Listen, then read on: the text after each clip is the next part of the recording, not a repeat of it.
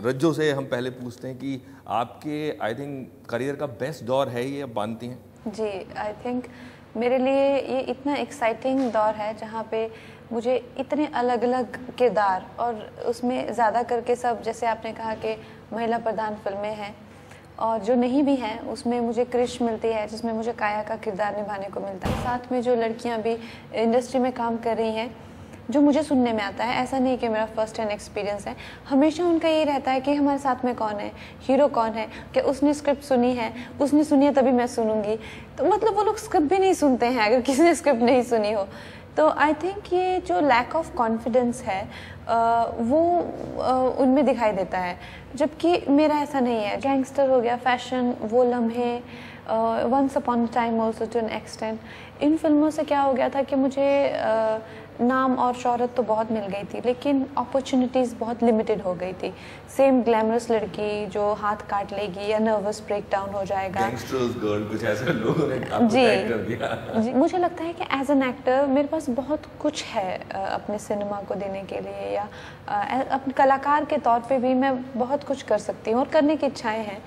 तो उससे क्या है, रिस्ट्रिक्शंस बहुत हो गई थी, एक ही टाइप के रोल, और इनफैक्ट क्रिटिक्स ने भी लिखना शुरू कर दिया था कि तंग आ गए हैं, हर फिल्म में नस काट लेना या मरने की कोशिश या शराब पी के गिरे रहना।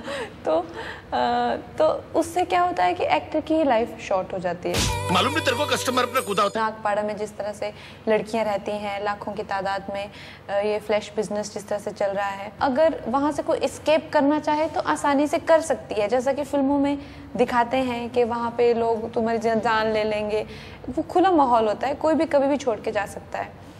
लेकिन उनको जैसे ट्रेन किया जाता है बिल्कुल एनिमल्स की तरह, पेट्स की तरह, कि वो सारा दिन घूम के रात को वापस आती हैं वहाँ पे, और वहाँ पे उनके लिए घर टाइप माहौल होता है। और कोई मर रहा है किसी सेक्सुअल डिजीज से, कोई कुछ हो रहा है, कोई कुछ हो रहा है, उनके लिए ये रोज़ की बातें हैं। उनके लिए ये कोई अलग, हम लोगों के लिए शॉकिंग चीज़ें हो सकती हैं। ये जो चीज़ें मैंने एनालाइज की हैं, ये मैं इसीलिए एनालाइज कर पाई हूँ कि मुझे वहाँ पे किसी ने पहचाना नहीं। एक्चुअली मैंने पूरा फेस अपना रैप किया हुआ था, और हम लोग 2 ही लोग गए थे वहाँ पे, ऐसे घूम के आ गए।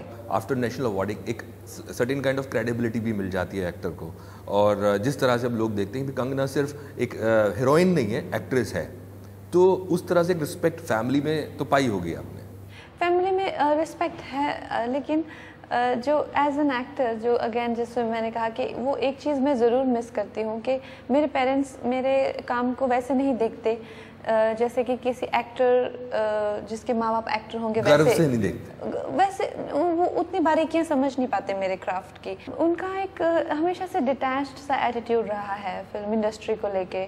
वो कभी भी यहाँ पे, जो कि बहुत नेचुरल भी है, वो कभी भी यहाँ पे बिलोंग, जैसे कभी अवार्ड फंक्शन में चले जाएं या शूट पे आ जाएं तो हमेशा उनका रहता है कि हम जा रहे हैं, कब कितने बजे निकलना है हमें, तो उनका हमेशा ये रहता है। तो ऑब्वियसली वो नेचुरल है, क्योंकि उनको अचानक से इस चीज़ की कोई तैयारी नहीं, कोई पता नहीं, कुछ नहीं, तो हमेशा अनकंफर्टेबल महसूस करते हैं वो लोग।